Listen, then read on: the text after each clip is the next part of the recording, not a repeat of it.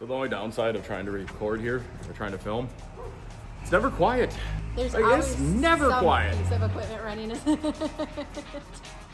Well, it is gorgeous outside, but it's really, really cold, which is a good thing because that means we can hide in the shop and work on this. Now, this right here is a different 8V71 Detroit engine, and it's gonna go into our 5020 here, we hope. Well, all right, you gotta admit, a little bit of forward progress. This is like the fastest moving project I've ever seen in the shop, I feel like.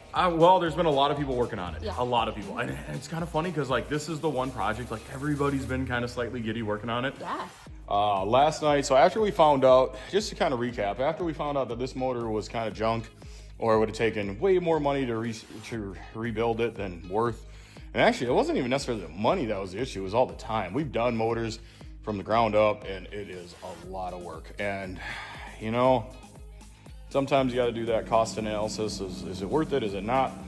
This place is a nonstop zoo. People are always coming and going, and there's not been one person that hasn't walked in the shop and been like, what's that? Well, this motor right here was actually out of a bus, and we found this on Marketplace for $1,300. And well, we're gonna try and put that motor in that tractor. Sounds like fun, don't it? It really brought the community together. Oh man, everyone, man, yeah. And it's pretty crazy. So where we last kind of left off, we were talking about how we got this new motor. Now we have to take the old motor out. There's a few things we got to change. The timing cover we got to change. Exhaust manifolds we got to change out. We also, this harmonic balancer up front, or this drive shaft up front, we got to take that apart, make sure that this system is going to work. And so we got a lot of work ahead of us today, but it's really cold outside. So today's a good day, just a good day to hide in the shop. It's one good thing with winter. Life slows down a little bit. The tough thing with a bus motor is you do not have the VIN number. So when you go to look for parts, yes, the parts guy's like, hey, what's the VIN? And we're like, no idea. Your guess is as good as ours. Yeah. What we did, we got online, we actually found a semi with an 8V71 out of the early 70s that was being sold on, and it actually had the VIN attached to it. Okay. So then for about 98% of the parts, we've been able to use that VIN. And it's kind of one of those secrets in life. Like when you're gonna do a project like this, because I always get asked all the time, like where do you even start in a project like this? And the simple answer is one bolt at a time. Okay. How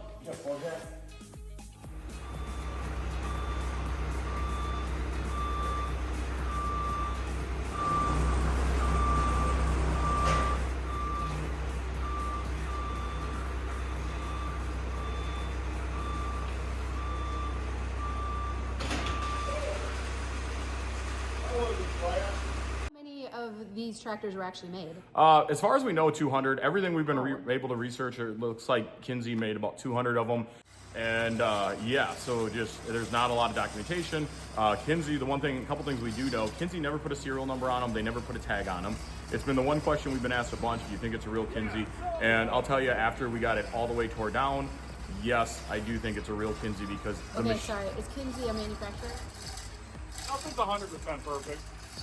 Yeah, he was kind of like an aftermarket company, like Holley or Edelbrock. Okay. Yep. So he was the guy that actually took the John Deere motors from the factory out and then put these 8V71 Detroits in. Got it. Well, we're split. Wow, he's in multiple pieces. Okay. Yep, and then modded them and made them all fit. Okay. And the main thing was that Kinsey took the original John Deere motor was like 145, 150 horse, and this 318 Detroit is 300 horse. Yes. So he was just like more power. Yeah. A lot of people don't really realize, like, okay, so late 60s, you have the muscle car car wars going on between Ford, Chevy, Dodge, Pontiac, etc. Well, John was actually doing his own horsepower wars with tractors. Yeah. Kind of crazy. I mean, that thing was rolling into it. Yeah, right in the frame. All right. Finally, we drilled it, we cut it some more, we drilled it some more. You can actually see the bolt holes holding it in. Finally. Of course, being in dirt. Who cares? It's up. Okay, so one of the main things when you're doing a project like this, you're gonna have people tell you, that's dumb, or why, or my favorite, no. How do we take this apart? No. Or do you know how this goes together? No. Do you know how this works? No. Okay, so Should we do this? No. when you hear that, don't be discouraged. You just look at him and you're like, that means you don't know. Right? Yeah. I mean, I think that's, yeah. there was a time frame, you didn't know how to edit, you didn't know how to put a video together, and then this person next to me kind of has 800 and some thousand subscribers on her You channel. know, I mean, honestly, I think, you know, Elon Musk is known for rapid iteration, right? He was just like, we try, it fails, we try again, we fix, we try. And I feel like that's kind of was our childhood and our upbringing. Like, our dad is incredibly optimistic. He doesn't know the word no. It's just like reiterate. Oh, try again. Oh, it's a puzzle to solve. Like, we'll figure it out. So sometimes when some of these guys come in and they're just like, no, you can't do that, whatever, it's kind of like, I'm sorry, what? Like, Yep, there's the door. You can leave. You just gotta reiterate, try again, not be afraid to fail. Like, it might not work, right? But then at least we have some information to work with, right? The joke in the shop so many times is, there's too many people in the shop. Too many chefs in the kitchen. Yeah. Yep. You can leave now. Exit's right there. We like you, but you know, sometimes love at a distance is okay. Yeah, and that's totally how this project is. I can't tell you how many times I've sat at parts counters and I've heard, no, we can't do it, no longer available. And then you get on your phone in your pickup in their parking lot and you just start getting on the internet and you start looking and researching. Yeah. Okay, so the one thing that I've been super excited about this whole project, even though this person wasn't that necessarily excited, I get to work with my really good friend, Mechanic Larry, on this project.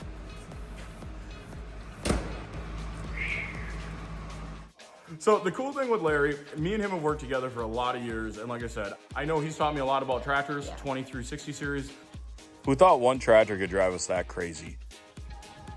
Caused you to cuss a couple times. I don't normally cuss much. Yeah, God wasn't disappointed with you, buddy. Trust me. 10:30 this morning, I kept West on the merry-go-round. Yeah. And about 5, you drove her out the shop, 4:30? I can just go to 46 with me. It won't be as evil. I don't know. Oh, really? You got that vibe already? There's a 50-20 over there. You know, that... You just don't quite get friendly vibes from that, do you? Well, I don't know what that clutch is going to be yet. You don't know what it's going to run like yet. We're used to that. I've taught him a lot about just rolling with the punches of life. On hold already for 4 minutes and 5 seconds. My record is over 50 minutes with Cat. 5-0.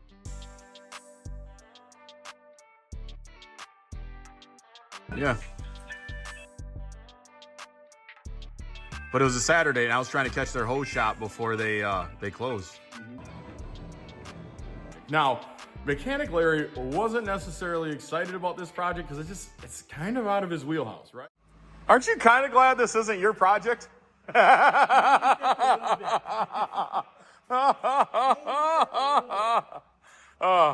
the side frame, that's all Kinsey. That the real cool part is that back timing cover. That is the one that you will, yeah. Welcome to Detroit. So if you look at our new donor motor over here, you will see where the bell housing is like really similar. And if you look at this one, you can see exactly what they did, where they welded the ears on. Holy crap. Yeah. Yeah. That's really a work of art right there. It really is cool. That's where both cams go. Again, it's not a John Deere. Larry got here. We're kind of looking at some different stuff, measuring it out. We spent about 20 minutes. We couldn't find it. But then in between both clutch discs was this hub. And me and Andre found a Felpro number, which we couldn't get across. But then magically, somehow, I was able to turn that over. Like, I just, naturally just like, oh, okay. And then I see this R number. And that means there's all John Deere part numbers start with specific letters. R, AR, etc. And I see the R number, and I'm like, holy crap, is this a John Deere number? Larry whips out his computer. Because you can actually, on the John Deere website, you can actually put that part number in, and it'll tell you what piece of equipment it's used for. Okay. And within 10 minutes, we had it figured out that the clutch was out of a 400A John Deere tractor, which basically is a 50-20, just their industrial version. And Larry knew a shop that we could bring the clutch to. All right, I don't know about you guys, but pretty happy. Like, yeah, no, it was cool. So far, we've been finding the parts and yeah, and sourcing everything, and yep, yeah. Leave it to Larry to know the guys to take it to. We're hoping. So yeah, definitely glad he's kind of excited about this project. Today he was texting me, and we were going back and forth, and And he's like, I just kind of want to hear it run now. And I'm like, yep, I think we all do. On that same boat. Yep, I think we all do. That they would go through it, they rebuilt it, we already got it back. Wow. And oh man, what really turned out to be the biggest unknown actually turned out to be one of the simplest things. Because I brought the clutch down and the clutch shop was just like, yep, we got it. And I personally wanted to bring it down just so if they had any questions, I could answer it. I reassemble it. And when I get there, they're just like, nope, we've done a couple of them. And yep, we know the history and it's pretty cool. And yep, no big deal. Just sign here and bye. It was, I mean, it was just like, okay. So I guess they had that much confidence. They're like, yeah. And literally the next day they called me and they're like, oh, by the way, it's done.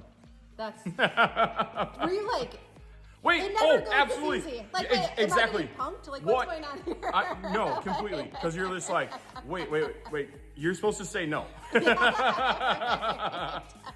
Well, you got a new project. I know. Look what happens when Eric turns 40. He's to blame for this. You realize that, Oh, right? Him, his grandkids.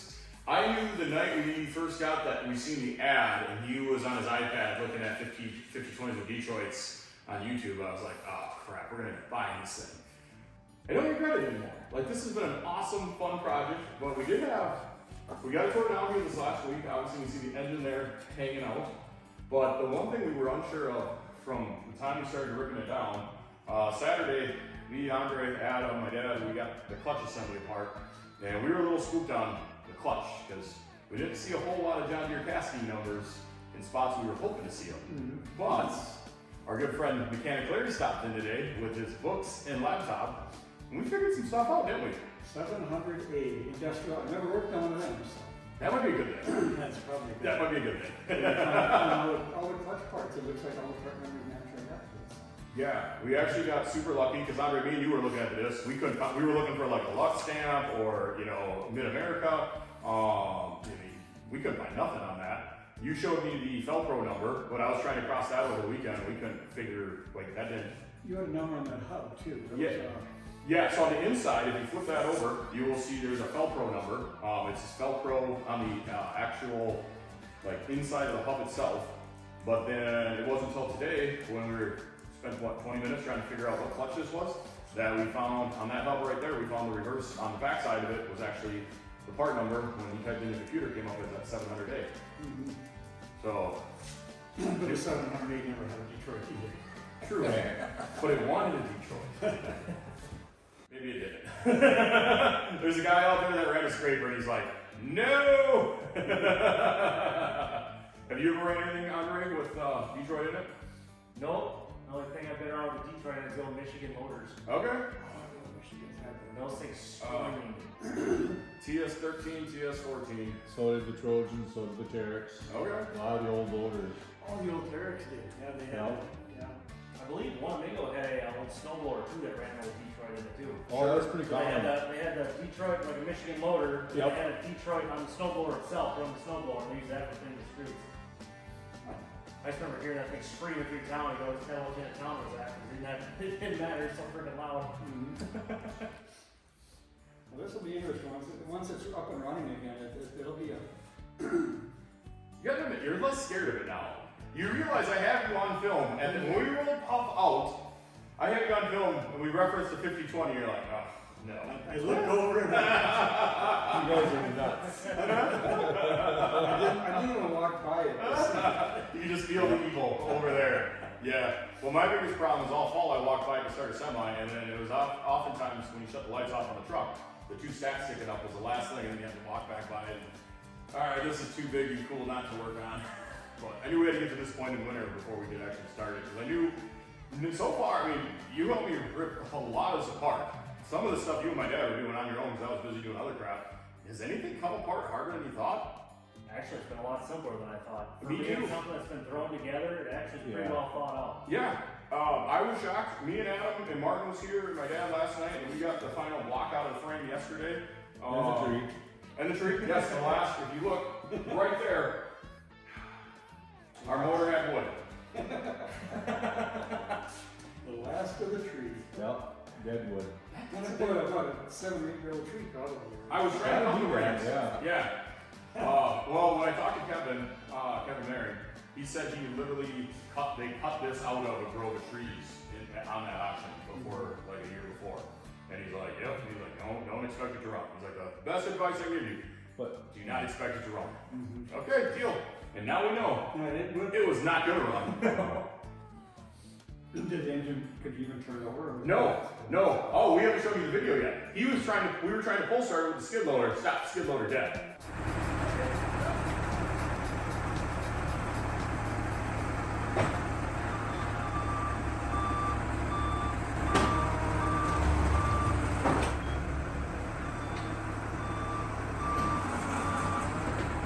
You know, as soon as he dumped the clutch, it stopped everything.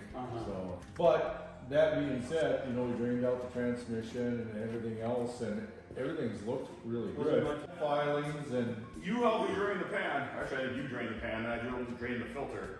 Wasn't that the cleanest oil with 8 rusty cylinders you've ever seen? Wow, that looks better than I thought. Looks a lot better than I thought. We were doing good until he pulled the exhaust manifold out, and he turns, and you see the water splash out of the exhaust manifold, and then I was like, we're screwed. We're screwed. Puff all over, but so far we're only on the second motor. And that one we make sure it turned over. Larry and I, we had the hydraulic pump, the main hydraulic piston pump, and I'm like, hey, Larry, do you want to go through that? And because we both kind of agreed that, hey, this is probably a smart thing. It's out. Why not? out, yeah. And so one cold day, I drove over to Larry's garage, and we ripped it apart, and then we found out it was junk. Okay. Yeah. So, but the clutch is good. and we had a pump laying in the shelves for years that we didn't know what it was from. So, you know we can't end this on a bad note. Like, that's just not the flow. No, I was gonna say, so you guys keeping all of this stuff like actually paid off. Am I supposed to say that? Can I say that? Yeah. It it's does. good. That's But I awesome. will agree with you. We're We're gonna do a little decluttering. We can declutter some. I now have a better understanding what we use, what we don't use. Yeah. And so we were able to salvage this. Cool. Yeah, you know, we made it work. Well, so anyways, the cool thing, 8 o'clock at night, I'm texting Larry, and he doesn't want to be bugged at that time. No, of no, night. no, right. But we were too jacked on this project. Like, it's amazing sometimes how, like, when you hit that rock bottom, like, no, it's junk, and you're like, no. Like, gotta get that final pop in. Adam's running, because I had to get trucking. Adam's running a second pump over to Larry so he could rip it down. Yeah. Yeah. That's just, That's awesome. like I said, don't accept no, and don't, Nope. yeah. And if your mechanic doesn't quite answer his phone late at night, just tell Adam to throw it by the mailbox, and he'll figure it out in the morning.